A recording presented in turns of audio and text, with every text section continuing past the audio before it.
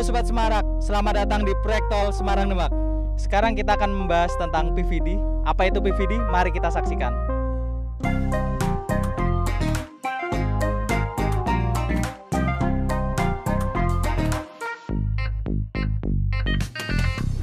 Setiap tanah yang akan dikerjakan di suatu proyek itu kan awalnya selalu kita melakukan soil investigasi. Dari data soil investigasi kita tahu tanah di sini itu apakah ada tanah lunak atau sangat lunak, atau malah tanahnya itu bagus. Sangat lunak dalam hal ini itu nilainya 0,8 MPa atau tekanan yang diberikan itu setara 80 kPa. Jadi prinsipnya di geoteknik itu adalah nilai QC-nya 0,8. Apabila angka di bawah 0,8 itu bisa dikategorikan tanah yang harus diperbaiki. Di lokasi proyek kita rata-rata itu tanahnya sampai kedalaman 20 meter bahkan sampai 30 meter itu masih di bawah 0,8, sehingga tanah yang ada tersebut harus dikonsolidasi secara sempurna supaya mendekati minimal 0,8 atau malah di atasnya 0,8. Dari total panjang tol kita itu 16 km, separuhnya kita kategorikan perbaikan tanahnya menggunakan PVD.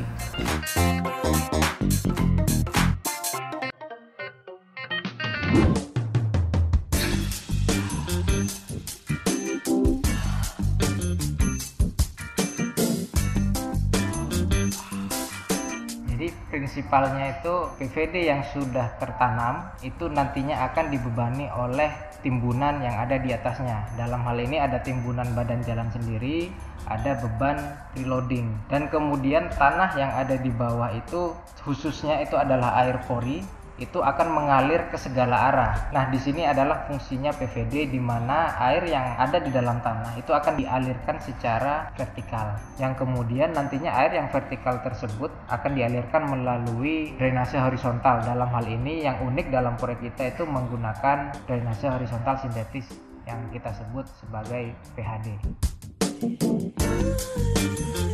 Jadi ini Sobat Semarak yang dinamakan horizontal drain. Kemudian air yang mengalir secara horizontal tersebut akan dibuang melalui kaki timbunan supaya nanti terjadi penurunan yang kita harapkan agar nilai QC-nya itu naik. Data soil investigasi itu yang menentukan seberapa dalam PVD itu dibutuhkan. Jadi apabila tadi angka 0,8 tadi masih dalam, 0,8 yang dibutuhkan itu lebih dalam, otomatis PVD juga yang akan terpasang itu akan lebih dalam.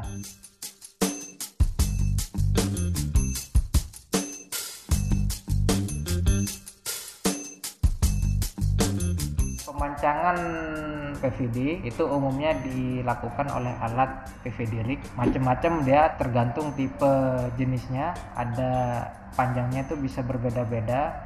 Umumnya kita pakai dia semacam eskavator modifikasi PC300 atau mungkin ada PC350 yang dimodifikasi menggunakan sebuah rig dengan panjang 20 sampai 30 meter. Kemudian di sana dia ada yang namanya mandril atau bisa kita sebut itu kayak pisau. Mandril yang di dalamnya itu bisa dimasukkan material PVD. Kemudian tentunya metode PVD itu mengacu terhadap desain yang sudah kita terapkan. Kedalamannya juga tertentu, kita bisa variabel, ada mulai dari 20 meter sampai 28 meter.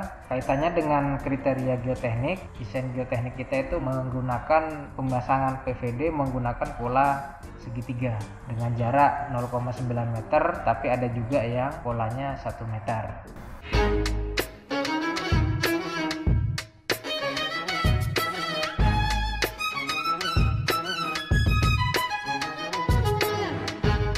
PVD itu akan mengalirkan air dari dalam selama ada beban tambahan timbunan yang bekerja, dan nantinya dia akan berhenti yang diindikator oleh settlement plate yang sebelumnya sudah kita desain. Oh, di sini timbunan nanti akan turun 1 meter. Apabila di monitoring settlement plate sudah menunjukkan dia penurunannya 1 meter, bisa dikatakan timbunan di bawahnya itu sudah terkonsolidasi sempurna atau paling tidak mendekati derajat konsolidasi 95%. Apabila sudah tercapai konsolidasi 95%, dengan kata lain tidak akan ada penurunan tambahan, ataupun kalau ada penurunan tambahan itu akan terjadi di masa 10 tahun atau bahkan 20 tahun. Jadi bisa dikatakan sebenarnya fungsi dari PVD itu sudah selesai.